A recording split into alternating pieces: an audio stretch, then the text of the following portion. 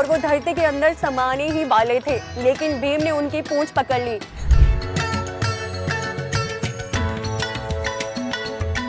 और इसकी बजाय अगर आपने सबसे पहले शिवलिंग के दर्शन कर लिए तो आप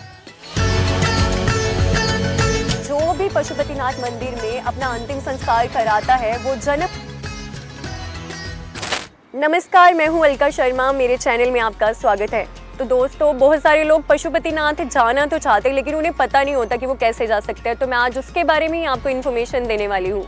तो शुरुआत करती हूँ पहले अपनी पशुपतिनाथ यात्रा से, जो कि मैंने लुधियाना से शुरू की थी। लुधियाना से दिल्ली तक मैं ट्रेन में गई और उसके बाद दिल्ली से मैं फ़्लाइट में गई थी, क्योंकि ये बिल्कुल ही अनप्लान ट्रिप था जिसके बारे में मुझे बिल्कुल नहीं पता था और मेरी फ्रेंड ने एकदम से प्लान बनाया तो हमें फ़्लाइट से जाना पड़ा।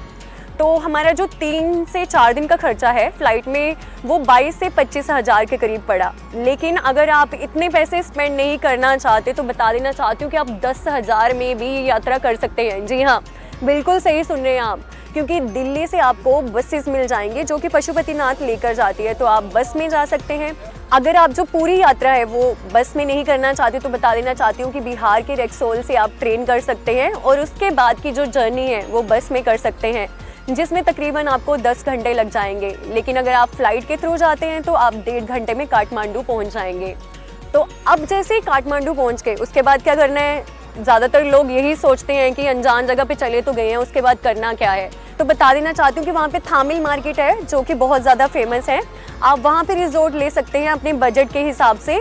जैसे मैंने जो रिजॉर्ट किया था वो था रॉयल पेंगुइन बुटीक, जो कि हमें 2 दिन का 6600 पड़ा था। लेकिन अगर आप उतना बजट नहीं स्पेंड करना चाहते तो बता देना चाहती हूँ कि पशुपतिनाथ के पास आपको धर्मशाला भी मिल जाएगी और जो सस्ते से सस्ते होटल है वो भी मिल जाएंगे। और जो वेजिटेरियन है उनको वहाँ पे जाकर बहुत दिक्कत आने वाली है, क्योंकि वहाँ पर ज़्यादातर जो रेस्टोरेंट है वहाँ पे वेजिटेरियन और नॉन वेजिटेरियन इकट्ठे बनता है। तो अब जब आप थामिल मार्केट में रिजॉर्ट में रुकने वाले हैं तो वहाँ पे आपको एक सरदार जी का ढाबा मिल जाएगा जहाँ पे आपको प्योर वेजिटेरियन खाना मिल जाएगा। और अगर तो आप पशुपतिनाथ के पास रुके ही हैं तो आप वहाँ पे शाकाहारी खाना खा सकते हैं। तो अब पशुपतिनाथ तो पहुँच गए हैं, लेकिन ज़्यादातर लोग क्या करते हैं कि पशुपतिनाथ जी के दर्शन करके वापस चले जाते हैं। पर आपको बताना चाहती हूँ कि वहाँ पे एक केदारनाथ का मंदिर है, नारायण जी का मंदिर है और इसके साथ ही कान्हा जी का भी मंदिर है, आप उसके दर्शन भी कर सकते हैं। इसके साथ ही काठमांडू में बहुत सारे रिजॉर्ट्स और पार्क्स हैं, आप उनके दर्शन भी कर सकते हैं। और जो लोग सिर्फ घूमने के लिए आने वाले हैं तो आपको बताती हूँ कि नेपाल में आप पोखरा जा सकते हैं।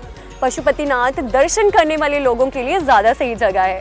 तो अब जैसे कि मैंने पशुपतिनाथ की जर्नी शुरू की थी उसके बारे में मैं बताती हूँ। जब आप पशुपतिनाथ मंदिर पहुंच जाते हो तो वहां अंदर जाने के 4 दरवाजे हैं।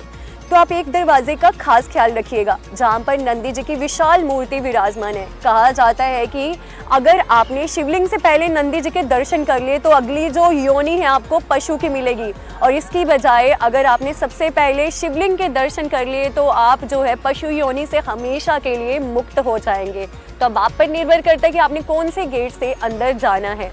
दोस्तों, पशुपतिनाथ का आपको अर्थ बता देती हूँ। पशुपतिनाथ का अर्थ है जितने भी संसार में जीवित प्राणी हैं उनके भगवान या स्वामी, जो कि हमारे हैं पशुपतिनाथ भगवान भोलेनाथ। पशुपतिनाथ मंदिर बागमती नदी के किनारे स्थित है, तो ज़्यादातर लोग चाहते हैं कि उनका जो अंतिम संस्कार है वो वहाँ पर ही हो, क्योंकि कहा जाता है कि जो भी पशुपतिनाथ मंदिर में अपना अंतिम संस्कार कराता है वो जन्म मरण के बंधन से हमेशा के लिए मुक्त हो जाता है। तो अब आपको बताती हूँ कि पशुपतिनाथ मंदिर का लिंक केदारनाथ मंदिर के साथ कैसे है। हम सभी जानते हैं कि भारत में 12 ज्योतिर्लिंग हैं, लेकिन ये कोई नहीं जानता कि अगर आपने केदारनाथ के दर्शन तो कर लिए लेकिन पशुपतिनाथ के दर्शन नहीं करके आए तो आपकी जो यात्रा है वो अधूरी ही मानी जाएगी। क्योंकि पुरानी कथाओं के अनुसार कहा जाता है कि जब कुरुक्षेत्र के युद्ध में पांडवों के साथ कौरवों ने युद्ध किया और पांडवों ने अपने भाइयों का वध कर दिया तो उनके अंदर एक निगलानी थी, तो उसकी वो क्षमा मांगने के लिए भगवान भोलेनाथ के पास गए। लेकिन जो हमारे भोलेनाथ है वो उन्हें इतनी जल्दी क्षमा नहीं करना चाहते थे। तो जैसे ही पांडव उनके दर्शन करने आए तो उन्होंने केदारनाथ में बैल का रूप ले लिया और वो धरती के अंदर समाने ही वाले थे, लेकिन भीम ने उनकी पूंछ पकड़ ली। जो उस बैल का कुबड़ वाला यानी कि पेट वाला हिस्सा है वो केदारनाथ में प्रकट हुआ, लेकिन उसका जो मुख था वो पशुपतिनाथ में प्रकट हुआ। इसलिए इसका आधा हिस्सा माना जाता है कि केदारनाथ में और आधा हिस्सा पशुपतिनाथ में है। इसलिए 12 ज्योतिर्लिंग की सूची में पशुपतिनाथ जी के दर्शन भी जरूर करके आइए। अब दोस्तों, आपको किन चीज़ों का ख्याल रखना है जब आप पशुपतिनाथ मंदिर के दर्शन करने जाते हैं। तो सबसे पहले तो अगर आप फ़ोन लेके जा रहे हैं तो अपने फ़ोन पर दीजिए लगाम, उसे डाल लीजिए जेब में, और जो कैमरा है उसे रख लीजिए बैग में, क्योंकि अगर आपने फ़ोन और कैमरा निकाल लिया तो वहाँ मंदिर पर 15 से 20 गार्ड है जो ड्यूटी दे रहे हैं। तो लड़कियों, आपके केस में तो वो या फिर आपको भारी जुर्माना चार्ज करेंगे या फिर आपका फ़ोन ले लेंगे, लेकिन लड़कों, आपके केस में फ़ोन भी ले लेंगे, भारी जुर्माना भी ठोकेंगे, और इसके साथ ही आपकी पिटाई वैसी होगी कि भारत तक आपको वो याद रहेगी।